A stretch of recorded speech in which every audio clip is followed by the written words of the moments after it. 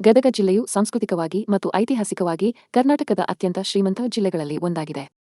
ಈ ಜಿಲ್ಲೆಯನ್ನು ಕಲೆ ಮತ್ತು ಸಾಹಿತ್ಯದ ತವರೂರು ಎಂದು ಕರೆಯಲಾಗುತ್ತದೆ. 1997 ಆಗಸ್ಟ್ 24ರಂದು ಧಾರವಾಡ ಜಿಲ್ಲೆಯಿಂದ ಬೇರ್ಪಟ್ಟು ಗದಗ ಸ್ವತಂತ್ರ ಜಿಲ್ಲೆಯಾಗಿ ರೂಪುಗೊಂಡಿತು. ಕನ್ನಡ ಸಾಹಿತ್ಯದ ದಿಗ್ಗಜ ಕವಿ ಕುಮಾರವ್ಯಾಸರ ಕರ್ಮಭೂಮಿ ಈ ಜಿಲ್ಲೆ.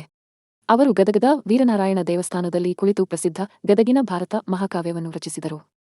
ಅಂಧರ ಬಾಳಿನ ಬೆಳಕಾಗಿ ಸಂಗೀತ ಸೇವೆ ಮಾಡಿದ ಪಂಡಿತ್ ಪುಟ್ಟರಾಜ ಗವಾಯಿಗಳ ವೀರೇಶ್ವರ ಪುಣ್ಯಾಶ್ರಮ ಗದಗಿನಲ್ಲಿದೆ. ಅಂತಾರಾಷ್ಟ್ರೀಯ ಖ್ಯಾತಿಯ ಹಿಂದೂಸ್ತಾನಿ ಗಾಯಕ ಭಾರತರತ್ನ ಪಂಡಿತ್ ಭೀಮಸೇನ್ ಜೋಶಿಯವರು ಇದೇ ಜಿಲ್ಲೆಯ ರೋಣ ತಾಲೂಕಿನವರು.